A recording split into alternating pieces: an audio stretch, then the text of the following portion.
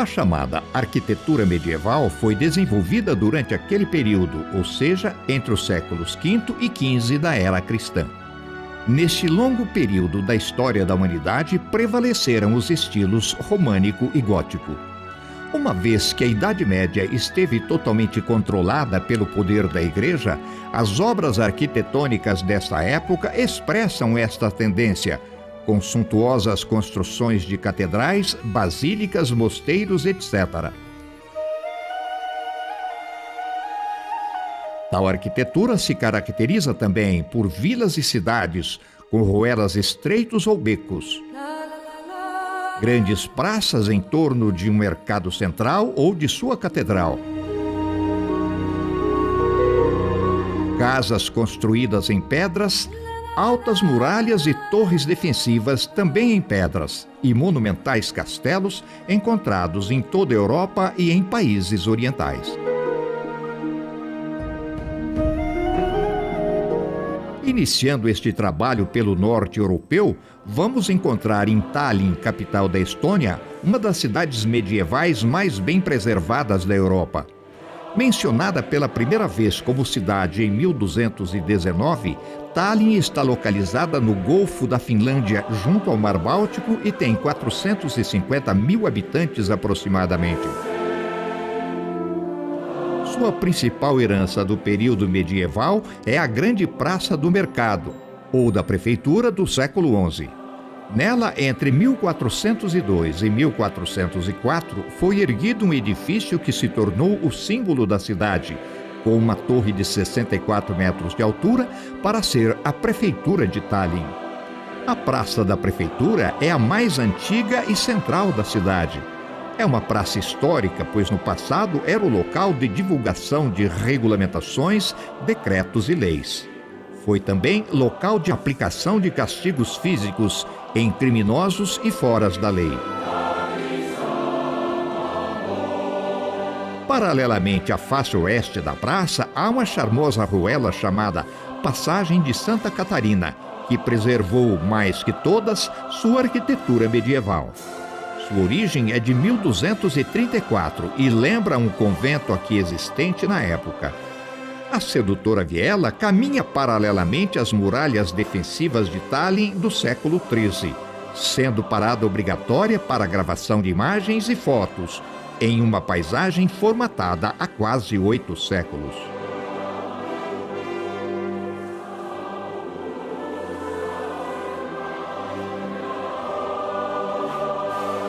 Em uma de suas extremidades, a mais antiga rua de Tallinn conduz o transeunte ao Portão Viru, do século XIV, a entrada para o setor norte da Praça da Prefeitura. A outra extremidade se abre também na Praça do Mercado, mas em sua face sul. Neste ponto da praça se localiza uma farmácia já citada em crônicas do século XIV, ainda em funcionamento, 600 anos depois aproximadamente.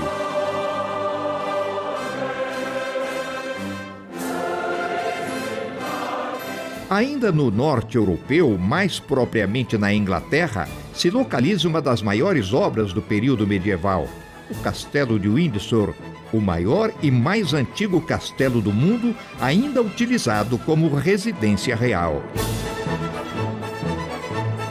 O portentoso castelo foi construído na pequena cidade de Windsor, do condado de Berkshire. A primeira citação de Windsor data do século XI nas Crônicas Anglo-Saxãs, um conjunto de escritos que narra a história daqueles povos. Windsor está a 42 quilômetros do centro de Londres, que podem ser percorridos por linha férrea em aproximadamente 30 minutos. Sua população não chega a 30 mil habitantes, porém a cidade é agradável, apresenta excelente comércio, um shopping e se esmera na sua apresentação aos olhos de milhares de turistas que a visitam anualmente. Sua principal atividade econômica é justamente o turismo, e sua grande atração é o castelo, cujas origens se confundem com a própria origem da cidade.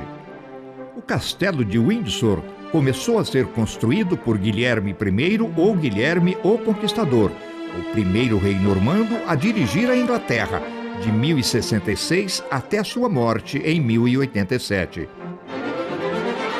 Entretanto, caberia a seu filho, o rei Henrique I, a honra de ser o primeiro soberano a fazer do Castelo de Windsor sua residência depois do ano 1100. Desde então, Windsor se transformou na residência oficial da monarquia inglesa e do Reino Unido.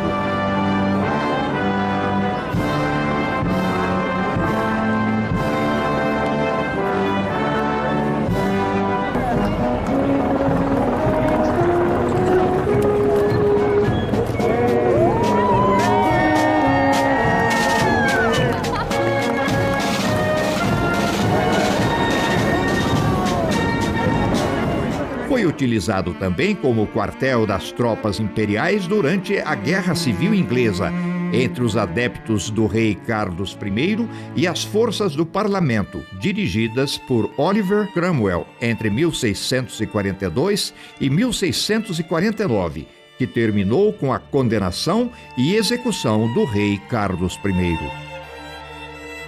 O Castelo de Windsor ocupa uma grande área com mais de 5 hectares e combina características de fortificação, palácio e cidade. O castelo, como o vemos hoje, foi projetado e construído seguindo uma sequência de projetos, culminando em um trabalho de reconstrução depois do grande incêndio de 1992. Por esta razão, não se pode definir o estilo da arquitetura do castelo, embora haja uma certa predominância do gótico arcaico. Windsor foi estruturado em 3 setores, assim denominados da esquerda ou oeste para a direita ou leste: ala inferior, ala central e ala superior. A ala inferior, no extremo oeste do castelo, se inicia com o portão Henrique VIII, construído em 1510 em homenagem à sua primeira esposa, Catarina de Aragão, e reformado no século XIX. Ao lado do portão, à sua direita, estão vários edifícios secundários, incluindo os alojamentos dos cavaleiros militares e a Torre Henrique III. À sua frente se encontra o mais belo edifício do castelo, a Capela de São Jorge, construída por George IV no final do século XV e início do século XVI, tendo sido projetada em belíssimo estilo perpendicular gótico. A capela é considerada uma das realizações supremas da arquitetura perpendicular gótica inglesa por alguns historiadores.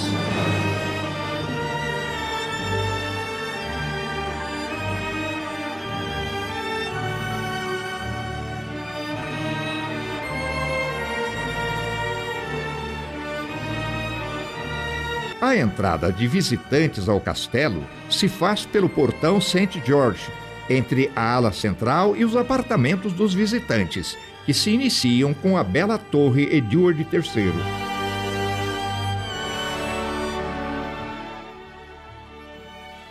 A ala central do Castelo de Windsor tem uma única construção, uma imensa torre redonda erguida sobre uma elevação ou mota de 15 metros de altura. A fortaleza no topo da mota, chamada de Torre Redonda, é baseada na fortificação original do século XII e ali são mantidas várias coleções reais. Passando por um dos muitos portões do castelo e contornando a Torre Redonda, chega-se à parte mais nobre do Castelo de Windsor, a ala superior, formada por vários grandes edifícios cercados por elevadas muralhas e muitas torres, formando um quadrilátero central. Nela estão os apartamentos de Estado, que foram ocupados por vários membros da realeza britânica.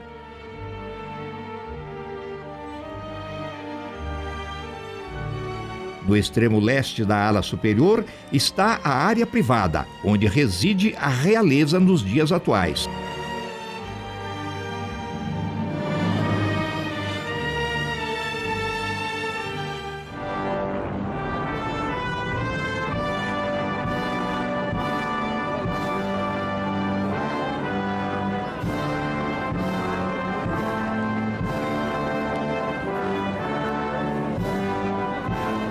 e ao sul da mesma estão os apartamentos para visitantes.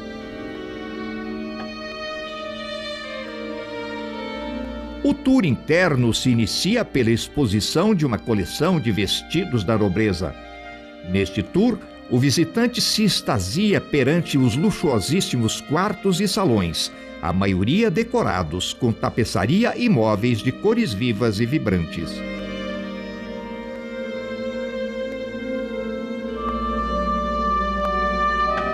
Obras de arte de diversas escolas também emolduram paredes de inúmeros salões.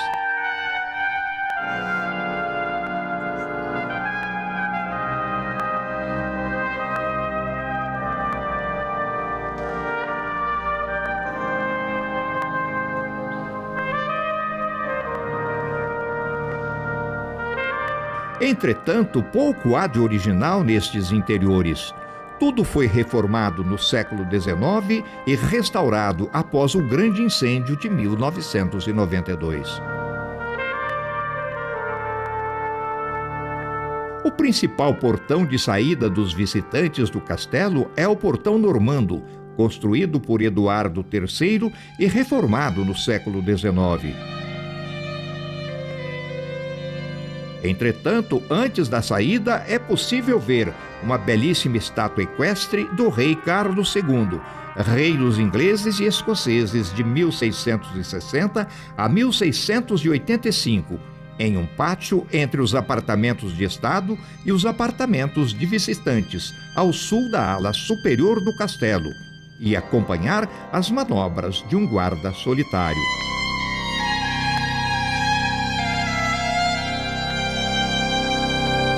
Este é também o pátio onde ocorrem as grandes paradas e desfiles da riquíssima guarda do palácio.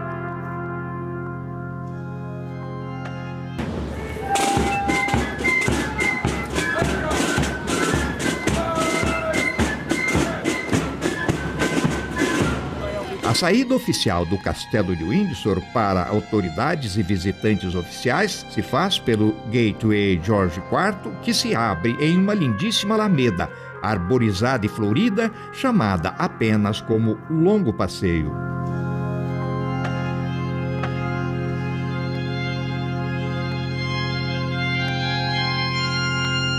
A Bélgica, praticamente a sudoeste de Londres, também preserva algumas joias raras que se esmeraram em manter sua rica arquitetura do período medieval. Poderíamos começar por alguns edifícios da grande praça central de sua capital, Bruxelas. A Grand Place ou Grote Markt, considerada pelo escritor francês Victor Hugo a mais bela praça do universo. É o centro geográfico, comercial e cívico de Bruxelas. Desde o século XI já era a sede da grande feira livre da cidade. Seu edifício mais imponente é o Hotel de Ville, ou Prefeitura da cidade, construído entre 1400 a 1450 em impecável estilo gótico.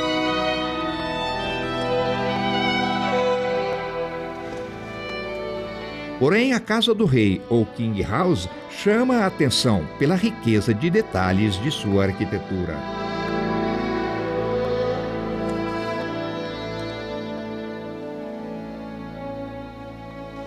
Verdadeiras joias arquitetônicas do período medieval da Bélgica são também duas cidades a noroeste de Bruxelas. Uma é Ghent, ou Gant em português, e a outra é Bruges. Ghent é a capital da província de Flandres Oriental, sendo a terceira cidade da Bélgica, com 250 mil habitantes. A região é habitada desde a Idade da Pedra, mas a cidade experimentou grande desenvolvimento no século XI e até o século XIII, Gant foi a segunda maior cidade europeia, logo atrás de Paris. Assim, era maior que Londres e Moscou. Dentro das muralhas da cidade viviam cerca de 65 mil pessoas. Suas principais construções da época são o campanário,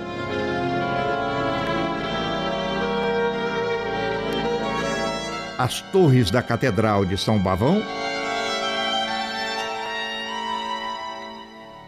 e a Igreja de São Nicolau. Estes são apenas alguns exemplos do esplendor alcançado pela cidade na Idade Média. Por sua grande beleza e esplendor arquitetônico, Ghent é chamada a Pérola de Flandres. A animação não falta por aqui, com suas ruas e praças sempre repletas de gente. Ghent se orgulha de ser uma cidade universitária e festivais de música e dança na cidade são constantes. Algumas de suas construções foram levantadas no século XIII e continuam sólidas e belas, contando uma história de mais de 800 anos. Quanto a Bruges, não há o que destacar. Tudo é medieval, mantido cuidadosa e carinhosamente por sua população e seus governantes. São portões de entrada e saída, ruelas estreitas onde não é possível duas carruagens cruzarem ao mesmo tempo, onde o transeunte caminha com dificuldade, se chocando com quem vem da direção contrária ou disputando espaço ombro a ombro com seus semelhantes. Tudo isto funciona como um imenso chamariz de turistas que se acotovelam por toda a cidade. Mais de 2 milhões de visitantes são registrados em Bruges anualmente. Alguém já disse que em Bruges não se necessita ser bom fotógrafo ou ter equipamentos requintados para se fazer uma bela foto. Dispare sua máquina em qualquer direção e terá uma linda imagem do período medieval. No século IV, Bruges já era um grande centro financeiro e aqui nasceram as bolsas de valores, fundadas pela família Van der Bersen, de onde vem a palavra bolsa. Por ser um município e também a capital da província, Bruges tem duas belas praças para sediá-los. A Praça Distrital, onde está a Prefeitura ou Câmara Municipal, e a Praça do Grande Mercado, onde está a sede da província de Flandres Ocidental. Em uma de suas faces, a Burgplatz, ou Praça Distrital, se misturam vários estilos, como o neoclássico, o gótico e o renascentista.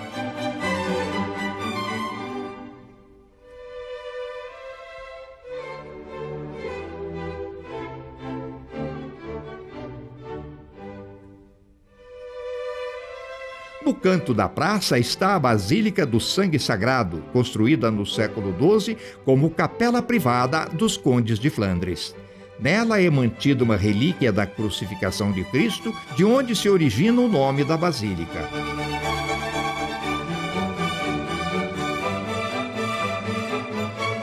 A menos de 2 quadras da Burgplatz encontra-se a mais importante praça de Bruges, a Praça do Grande Mercado, considerada o centro da cidade, moldada no ano 1240, e local para grandes festas, comemorações esportivas e manifestações políticas. O prédio principal da praça é o Belfort, a grande torre do campanário de Bruges. A torre de 83 metros de altura tem um conjunto de 47 sinos, tocados por um mecanismo especial.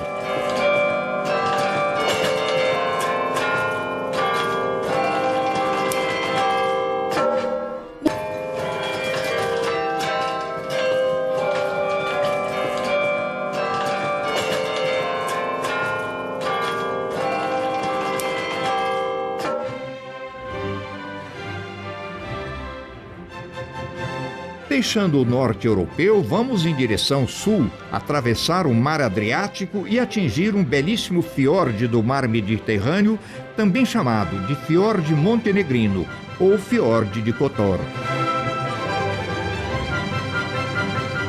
E ao norte da República de Montenegro e desta separada pela Bósnia-Herzegovina, localiza-se outro belíssimo país também proveniente da multidivisão territorial e política da antiga Iugoslávia, nos anos 90, após sangrenta guerra, a Croácia. A partir de 1º de julho de 2013, a Croácia passou a pertencer à Comunidade Econômica Europeia, trocando sua moeda, a kuna, pelo euro. O país é banhado a oeste pelo Mar Adriático. Possui uma fronteira marítima com a Itália ao norte do Golfo de Trieste. Aliás, o Mar Adriático, em sua maior extensão, se estende entre a Península Italiana e os Balcãs, onde se localiza a Croácia. O litoral croata tem 1.700 quilômetros de extensão. É bastante recortado, com penínsulas, baías e mais de 1.200 ilhas, que formam uma paisagem semelhante à costa grega.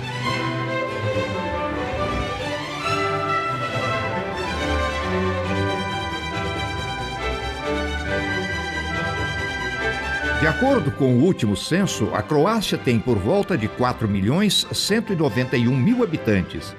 Sua capital é Zagreb e suas principais cidades são Split, Rijeka,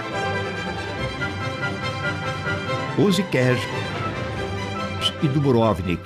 Mais que a própria capital Zagreb e, de longe, Dubrovnik, nas costas do Mar Adriático, é a mais bela cidade da Croácia e a mais visitada por turistas do mundo todo. Dubrovnik é uma página viva da história, localizada no extremo sul do litoral croata.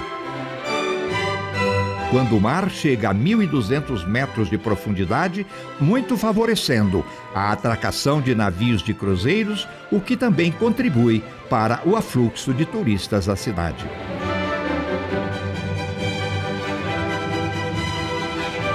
Se querem ver o paraíso na Terra, venham a Dubrovnik, afirmou o dramaturgo e romancista George Bernard Shaw em 1929. Fundada no século VII, Dubrovnik tornou-se uma das principais repúblicas do mundo e, no século XIV, foi a grande rival marítima de Veneza sob o nome de República da Ragusa. Por alguns arqueólogos, entretanto, a cidade já existia antes de Cristo, provavelmente habitada por gregos e descendentes. No século XIX, ficou sob o domínio de Napoleão e, mais tarde, entre os anos 1991 a 1995, passou por momentos difíceis ao sofrer grandes bombardeios na Guerra Civil Iugoslava. Uma visita a Dubrovnik tem duas fases distintas. Deve-se conhecer o litoral croata nas suas imediações, com muitos recortes, baías, ilhotes circundados por um mar muito azul, quase sempre sob céu ensolarado.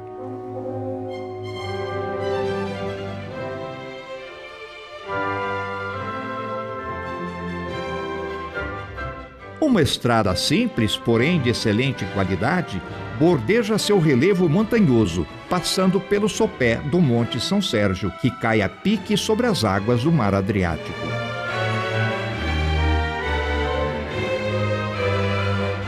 O Adriático, nome local do mar Mediterrâneo, adentra pontos mais baixos do relevo, desenhando incríveis e sinuosos recortes, muitos se assemelhando a golfos maiores e menores, nas barrancas das quais se distribui toda a cidade de Dubrovnik.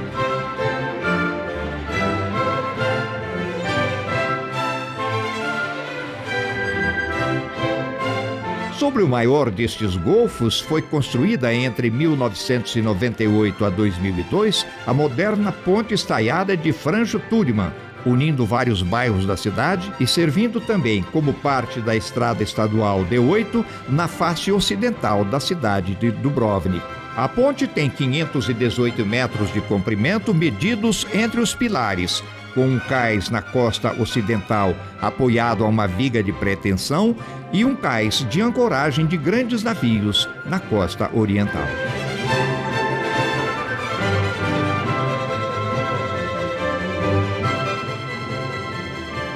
Porém, é na Old Town, ou Cidade Velha, que se localizam as grandes atrações que contam a maior parte da história da Pérola do Adriático, como é conhecida Dubrovnik.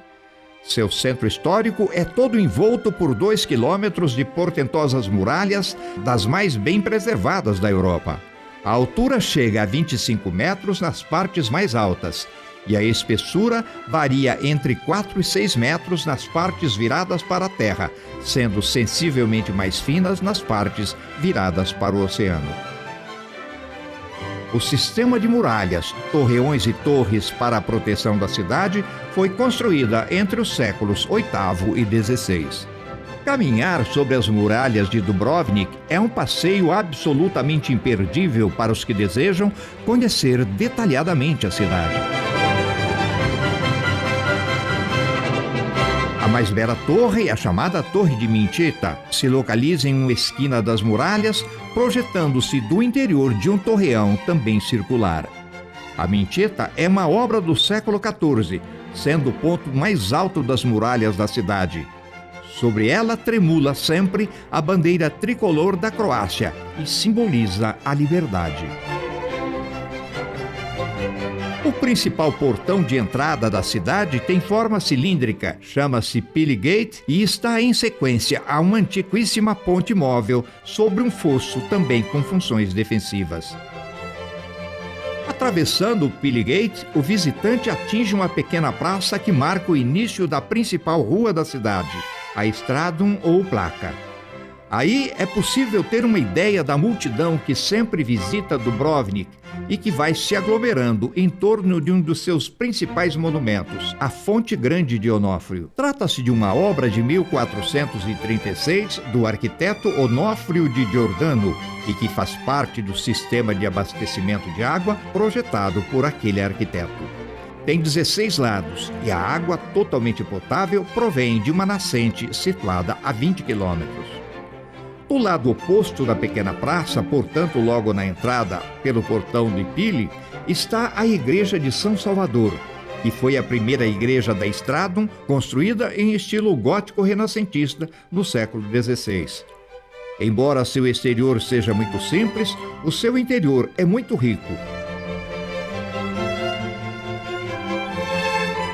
Praticamente ao lado da Igreja de São Salvador está o Convento dos Franciscanos, uma obra do princípio do século XIV, que foi severamente danificada pelo terremoto de 1667. Este praticamente destruiu sua igreja originalmente gótica, sendo reconstruída neste precioso estilo barroco, considerado uma das mais ricas da cidade.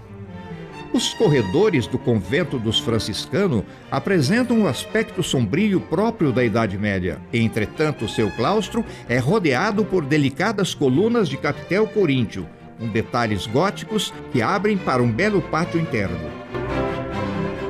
Porém, o terremoto não acabou com o principal tesouro do mosteiro, sua farmácia. Entrando por uma porta recuada do monastério, o visitante irá conhecer a mais antiga farmácia da Europa ainda em funcionamento. Foi fundada em 1317 e atendia principalmente aos monges do convento. Embora seja identificada como um museu, a centenária farmácia vende hoje medicamentos normais e atuais. É famosa tanto por manter-se no estilo de antigas boticas, com prateleiras enormes de madeira e utensílios farmacológicos antigos, como também por oferecer cosméticos como cremes para prevenção de rugas, para hidratação das mãos e do corpo, feitos com receitas antigas.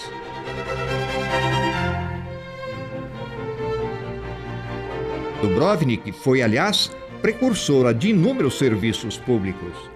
Além do sistema de abastecimento de água já citado, a cidade abriu o primeiro serviço médico público em 1301.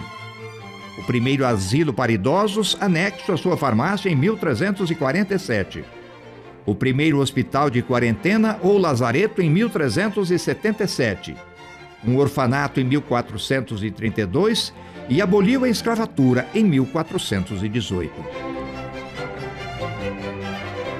Sua rua principal se chama Stradum ou Placa Úlica, na linguagem croata, e se finaliza em uma bela torre, a Torre do Relógio, a qual mantém 2 sinos. Em todo o seu trajeto, vamos observando que seu piso, bem como o de outras ruas do centro histórico de Dubrovnik, é revestido em placas regulares de mármore, confirmando o seu esplendor do período medieval. A Stradum termina em uma pequena praça, a Praça Lusa, onde se localizam a Torre do Relógio e alguns dos principais monumentos históricos da cidade, como a Igreja de São Brás, o Palácio de Esponza e a Coluna de Orlando. A igreja de São Brás apresenta no topo de sua fachada principal uma grande estátua do século XV de São Brás, o santo padroeiro de Dubrovnik. A construção abobadada em estilo barroco é o centro das atenções em vários festivais anuais, e suas escadarias são uma área para descanso e para assistir às intensas atividades da Praça Lusa. Na Praça Lusa, em frente à igreja de São Brás, se ergue a Coluna de Orlando, cavaleiro medieval com espada e escudo, que simbolizou a República Livre de Ragusa.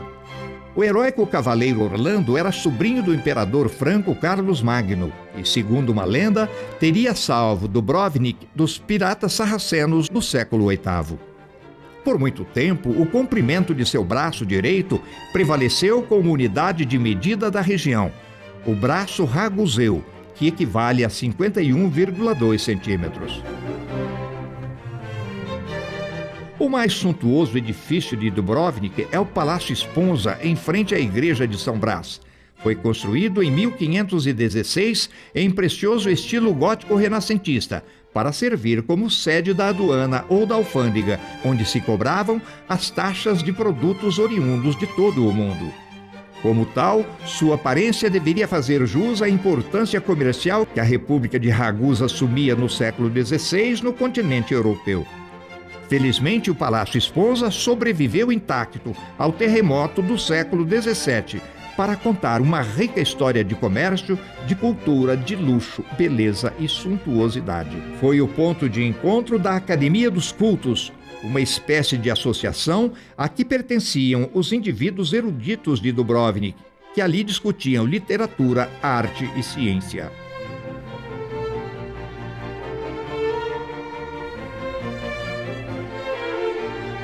Entrando na Rua Lusa, no lado leste da igreja de São Brás, o visitante encontrará mais duas joias arquitetônicas de Dubrovnik, o Palácio dos Reitores e a Catedral da Assunção da Virgem Maria. Reitor era como era chamada a autoridade máxima da República de Ragusa. Era o centro do governo da República. O reitor era eleito pelo Grande Conselho e seu mandato durava um mês, durante o qual não estava autorizado a deixar o palácio a não ser para tarefas do governo. O palácio é uma construção de meados do século XV, também em estilo gótico e renascentista, com algumas adições barrocas, que muito lembra ao Palácio Esponza.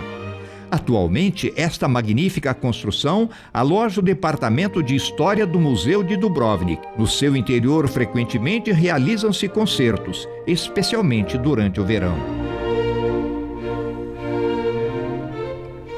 A atual catedral, erguida em homenagem à Assunção da Virgem Maria, é um imponente exemplar do estilo barroco, tendo 4 colunas com capitel coríntio na fachada principal. Foi a terceira catedral construída na mesma praça. É dos séculos XVII e XVIII, o que justifica o seu estilo barroco. O povo croata tem forte tradição católica e, por isso, o dia 15 de agosto, dia da Assunção da Virgem Maria, é dia festivo em todo o país. Por isso, também esta catedral é chamada de Catedral da Assunção, e sobre um de seus altares mantém uma raridade pictórica, o quadro de Tiziano, A Assunção da Virgem. Deixando a igreja de São Brás e o Palácio Esponza e caminhando uma quadra em direção norte, ou à esquerda, o pedestre atingirá outra raridade do período medieval de Dubrovnik, o monastério dominicano. Os frades dominicanos se estabeleceram na cidade em 1225, mas a construção de sua igreja e mosteiro datam do século XIV.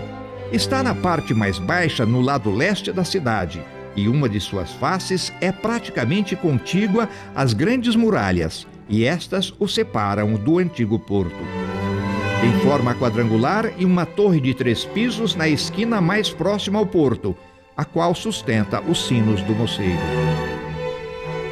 O claustro segue a forma quadrada do convento e delicadas colunas e arcos bem trabalhados o separam de um pátio ajardinado, onde uma cacimba ou poço há 800 anos vem fornecendo água potável para os residentes do monastério.